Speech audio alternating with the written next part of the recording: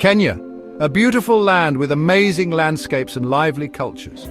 From the wide-open savannas to the Indian Ocean, it's a country bursting with life and stories. At the heart of this energy is Kenya's art and music. They show the Kenyan spirit, its diversity, strength, and endless creativity.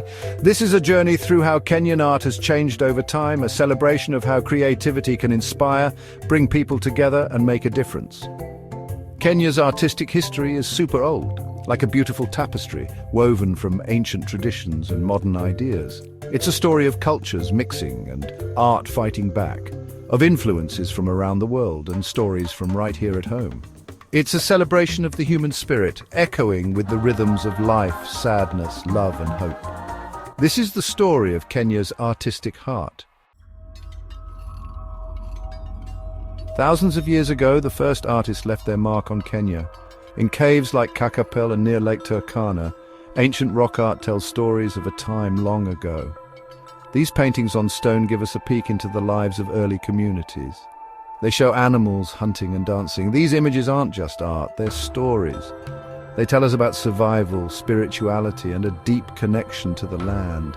These early artists used colors from nature like ochre and charcoal to create their masterpieces.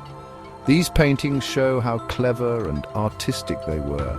Along with these visual stories, storytelling with words was also important. Songs, chants, and poems became ways to share history passed down through families. Griots, the storytellers, used music to teach, entertain, and keep culture alive. The beats of drums and the tunes of instruments like the nyatiti filled the air, going along with stories of love, war, and the spirit world. On the Kenyan coast, a new part of Kenya's art story began.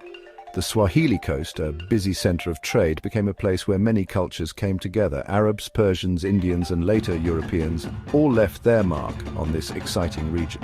From this mix of cultures, a unique kind of art was born. Beautiful Swahili architecture, with its fancy carved doors and balconies, showed the beauty of this cultural blend. Mosques, like those in Lamu, showed the skill of Swahili builders, their designs a mix of Islamic geometry and African style. The music also showed this mix. Taarab music, with its Arabic scales and Indian rhythms, became a symbol of the Swahili coast. Instruments like the oud and the violin blended with traditional drums, creating a sound that was both familiar and uniquely Swahili. This time showed how powerful cultural exchange can be. It made Kenya's art richer, creating a vibrant mix of influences that still inspires us today. When colonialism came in the late 1800s, it brought darkness to Kenya. Traditional art was often looked down on by the colonizers, but even when times were tough, Kenyan art stayed strong. Music became a way to fight back. Songs, often with hidden meanings to avoid censorship, carried messages of hope and resistance. They became anthems for independence, uniting Kenyans in their fight for freedom.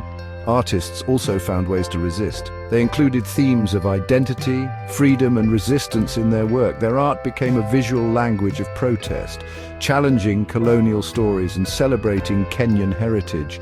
This time showed how strong the human spirit can be. Even in the hardest times, Kenyan artists found ways to express who they were, their struggles, and their dreams. Their art became a powerful tool for change and showed how creativity can survive even in the face of adversity.